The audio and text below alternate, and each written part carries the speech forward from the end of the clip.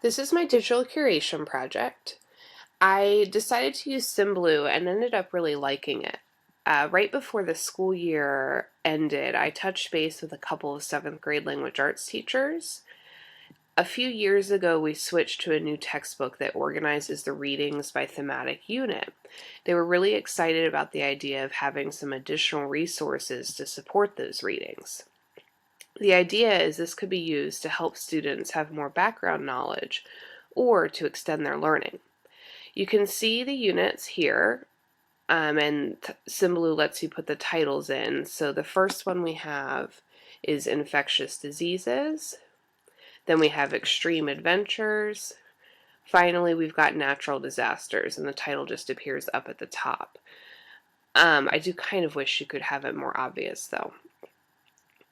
I love that I can have all of the resources right here together, especially for the teachers, but if I wanted, I could split them up and have different pages for the students. I also like that it is a mix of all the different types of resources and levels of resources so that each teacher could decide which is most appropriate and guide their students to those specific ones.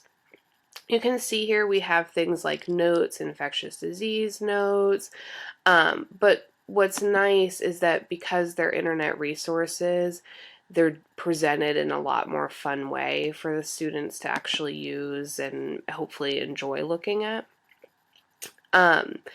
We even have things like games that the students could play. Once again, the teacher could decide what's most appropriate as far as timing.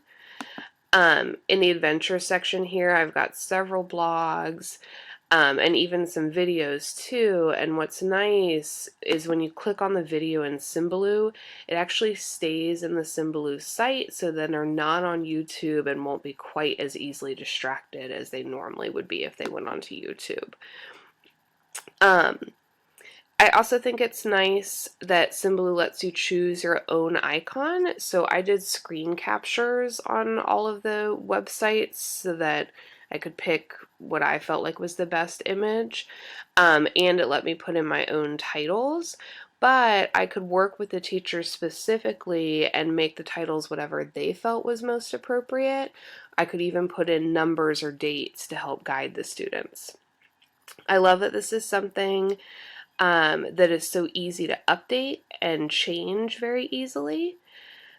I'm not ready to implement this for actually learning because it's still the summer, but I'm interested to see how well that works as far as embedding it onto my library website. I'm hoping that it's as easy as everything else was. Thanks so much.